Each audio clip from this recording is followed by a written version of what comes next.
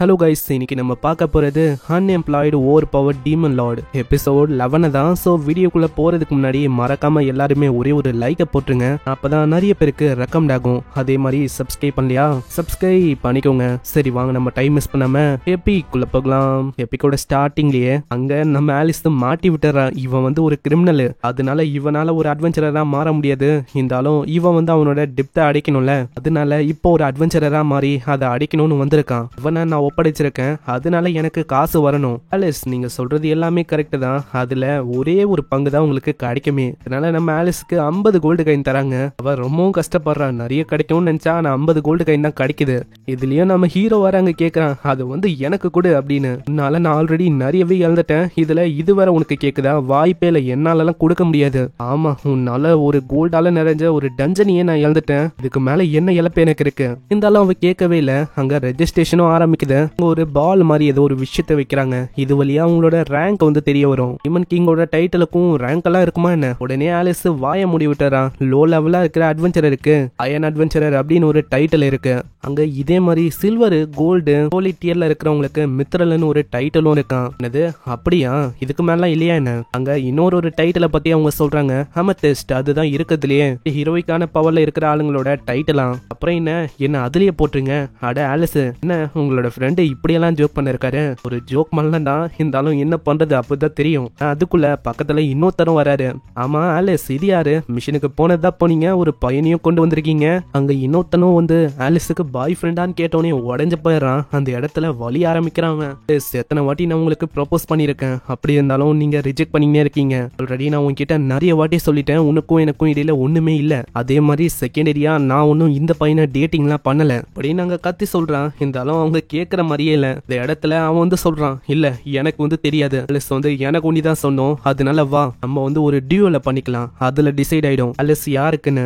இதையும் அங்க ஒரு போஸ்டர் மாதிரிலாம் அடிச்சு பயங்கரமா அட்வர்டைஸ் வேற பண்றாங்க. ஆலிஸ் இன்னமும் பயங்கரமா கத்த ஆரம்பிச்சான். ஆமா, இது என்னோட டேட்டிங்க்கு வெறும் ஒரு டியூவல் தான் மதிப்பா, வாய்ப்பே இல்ல, மரியாதை ஓடி போயிடு. அங்க ஹீரோவும் சொல்றான், எனக்கு ஒன்னும் அதெல்லாம் இன்ட்ரெஸ்ட் இல்ல. ஆமா, யாரு கேட்டா உன்னோட ஒப்பீனியன்லாம்? நான் எப்படியா ஆலிஸ அடைய போறேன். ஒரு பிரின்ஸ் எப்படி ஒரு பிரின்சஸ் அடைவாங்களோ அதே மாதிரி வில்லன் கிட்ட இருந்து நான் காப்பாத்துவேன். ஆனா இதை கேட்கிற நம்ம ஹீரோ கண்டுக்க மாட்டானா? அங்க சண்டே ஆயிடும். அங்க தாக்க வரான். மர்லின் அப்படியே பறக்க விட அதை பார்த்து எல்லாருமே ஷாக் ஆகுறாங்க.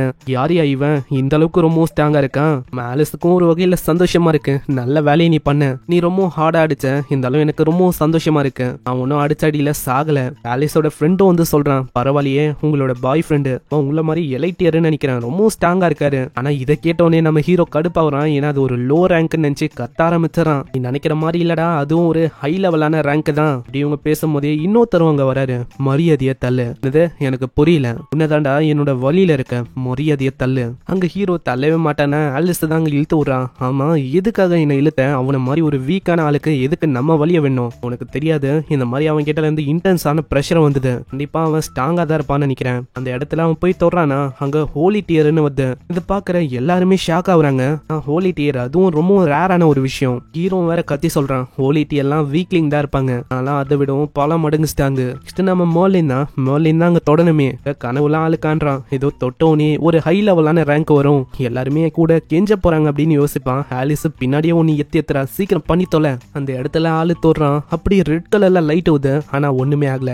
பார்த்தோட எல்லாருமே அப்படியே சிரிக்க ஆரம்பிச்சாங்க. நம்ம ஹீரோ மர்லின் அவனுக்கு வந்து எந்த விதமான பவரும் இல்ல, ஆறாவும் இல்ல, மேஜிக்கும் இல்ல அப்படின்னு காட்டுது. ஒரு நார்மலான ஹியூமன். இவனோட காம்பேக்ட் அப்படி பார்த்தா ரொம்ப லெஸ்ஸா இருக்கும், 0.5 தான். சாரி, இந்த மாதிரி உங்களால அட்வென்ச்சரரா மாற முடியாது.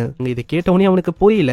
ஆலிஸும் காதுல வந்து சொல்றான், அம்மா என்ன பண்ற மர்லின், உன்னோட பவரையோ இல்ல உன்னோட ஐடென்டிட்டியோ இப்ப எதுக்கு மறைக்கிற? கொஞ்சமாச்சு காட்டலாம்ல. உண்மையை சொன்னா எனக்கு மேஜிக்கோ இல்ல ஆறாவோ தேவையே படாது, வெறுமா ஸ்வாட ஒண்டிதான் நான் ஸ்விங் பண்ணுவேன், அதுக்கே எல்லாமே அழிஞ்சு போயிடும், நான் அந்த அளவுக்கு ஸ்ட்ராங் அப்படின்னு ஆளு சொல்றான். இதனால ஆலிஸ் இன்னமும் ஷாக் ஆகுறான். இப்ப என்ன பண்றது? உடனே அந்த கில்டர் லேடியும் சொல்றான், ஆலிஸ் என்ன மன்னிச்சிருங்க, அவரால் இதுக்கு மேலேயும் ஒரு அட்வென்ச்சரரா மாற முடியாது, ஆனா நீங்க ஏதாச்சும் பண்ணணும், அவரோட ஸ்ட்ரென்த் அது பல மடங்கு ரொம்ப ஸ்ட்ராங். எனக்கு புரியுது ஆலிஸ், உங்களோட லவ்வுக்காக நீங்க போராடுறீங்கன்னு, இருந்தாலும் ஒண்ணுமே பண்ண முடியாது, சாரி, ரூல்ஸ் வந்து ரூல்ஸ் தான். அதை கேட்ட உடனே நம்ம ஹீரோ வந்து சொல்றான், இல்ல அவனுக்கு அந்த விஷயத்தெல்லாம் அவன் சொல்றானா? ஆனா அதை கேட்டவங்க அவங்க சிரிக்கிறாங்க. அட்லீஸ்ட் ஒரு நார்மலான மனுஷனா இருந்தா ஒரு பர்பிள் கலர் லைட் ஆச்சும் வந்திருக்கும், ஆனா இவன்ல ஒண்ணுமே வரல.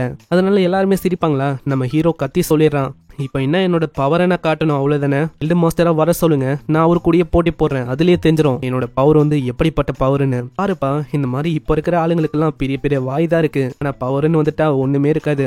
வயசானவர் வராரு, அவர் தாங்க கில்டு மாஸ்டரா. நீ வந்து சொன்னபடி பார்த்தா நான் தான் உன் கூட சண்டை போடணும்னு நினைக்கிறேன், ஏன்னா என்னாலயும் அதை மறுக்க முடியாது. அங்க இதனால அங்க போட்டி ஆரம்பிக்குது. அங்க அவளைக்கும் இந்த போட்டி வந்து மத்தவங்களுக்கு தெரியாத மாதிரி ஒரு ட்ரைனிங் அரினால தான் ஆரம்பிக்குது. நான் தோத்து போனாலும் அவளைக்கும் அசிங்கம் வந்து ஏற்படாதுல.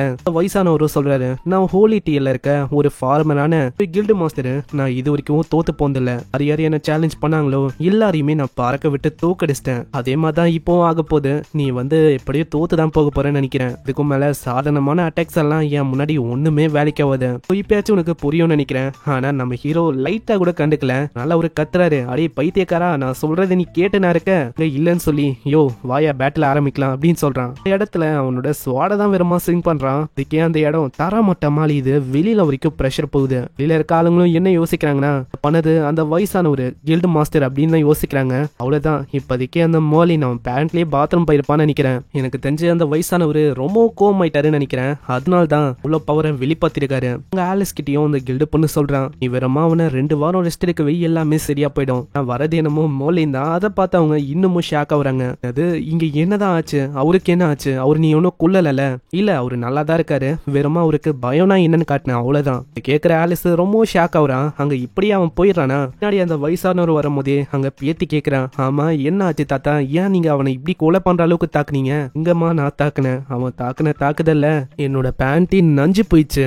அங்க இதை பார்த்து எல்லாருமே ஷாக் ஆகுறாங்க. இந்த சைடு ஹீரோ போகும்போதும் கேக்குறான், ஆமா அப்புறம் நம்ம என்ன மிஷன் பண்ண போறோம், இதுக்கு நீ தான் இன்சார்ஜா இருக்க போற, கிட்டத்தட்ட 100 மிஷனுக்கும் மேலேயாச்சும் பண்ணணும்.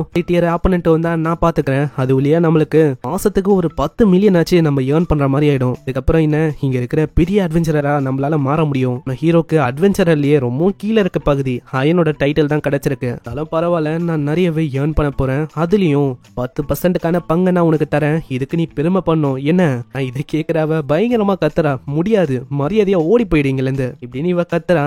இங்கே அந்த எபிசோட முடியுது. இதுக்கப்புறம் பார்க்கலாம் எந்த மாதிரி ஆப்பனன்ட்லாம் வர போறாங்கன்னு. நம்ம ஹீரோவோட பவரை பத்தி வில்லேஜ் ஆளுங்களுக்கு தெரியல. இதுக்கு மேலதான் ரொம்பவும் இன்ட்ரெஸ்டிங்கா போகும். அதனால இந்த வீடியோ உங்களுக்கு பிடிச்சிருந்தா மறக்காம லைக் பண்ணிட்டு சப்ஸ்கிரைப் பண்ணிக்கோங்க. ஏன்னா அப்பதான் நோட்டிபிகேஷனா வரும். நான் உங்களை நெக்ஸ்ட் எபிசோட்ல சந்திக்கிறேன். தேங்க்யூ ஃபார் வாட்சிங். சைனரா.